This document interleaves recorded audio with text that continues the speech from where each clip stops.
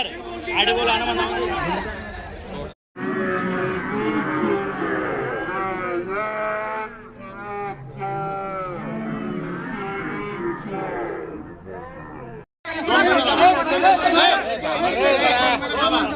Smart meter बदलवताना तुमच्या लोकांनी सक्ती केलेली आहे.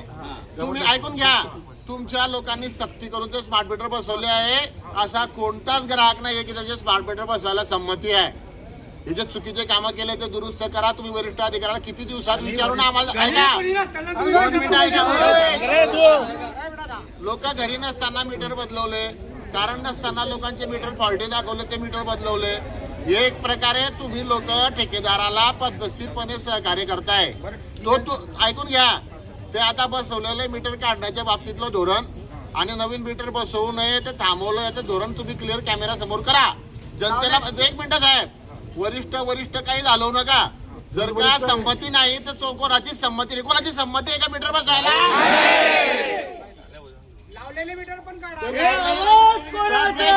संमती नाहीये, संमती नाहीये म्हणून ते बसवलेली जबरदस्ती केलेली आहे. ती जबरदस्ती केलेले मीटर काढण्याची लाईन लावा.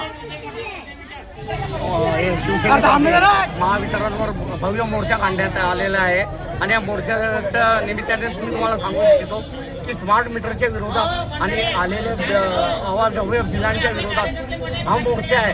गरिबांनी काय करावं?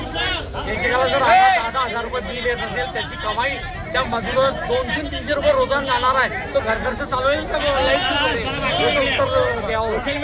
त्याच्या वतीने महाराष्ट्र वीज वितरण कंपनीवरती स्मार्ट मीटर शेतकरी बांधव, कष्टकरी, रणजे कार्मिक यांनी मोर्चा आणलेला आहे. शिवसेनेनं या मोर्चाचं नेतृत्व केलेलं असून स्मार्ट मीटरच्या विरोधामध्ये सिद्धेश्वरनगरमधील नागरिक असतील, खेड्यापाड्यातले नागरिक असतील, त्या वरणगाव शहरातले नागरिक असतील अत्यंत त्रस्त झालेले असते.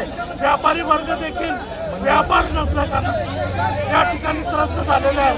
फार मोठ्या प्रमाणामध्ये स्मार्ट मीटरचे जे बिलं सर्वसाधारण जनतेला मिळतात त्याच्या निषेधार्थ शिवसेनेच्या वतीने या ठिकाणी मोर्चा काढण्यात आलेला आहे. घरी नाही तो माणूस काय करायचं, काय खायचं आपण तुमच्या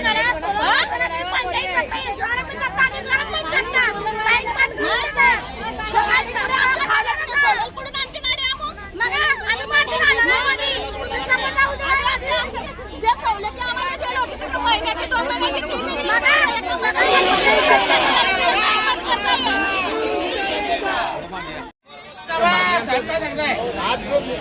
आज जो वरणगाववासियांनी जो मोर्चा आणला होता शिवसेनेतर्फे, त्याच्या ज्या मागण्या आहेत त्या मागण्यांना मी माझ्या लेवलवर वरिष्ठांशी चर्चा करून तुम्हाला लेखी उत्तर देतो. आणि जे सप्लायच्या संदर्भात जेही विषय आहेत आपले सप्लाय सिस्टमच्या संदर्भात, वीज पुरवठ्याच्या संदर्भात, ते येत्या 8 ते 15 दिवसात निकाली निघतील अशी मी ग्वाही देतो तुम्हाला. सप्लाय सिस्टममध्ये तेही आलं आपलं, म्हणजे पूर्ण वरणगाव तेही 8 ते 15 दिवसात आपल्याला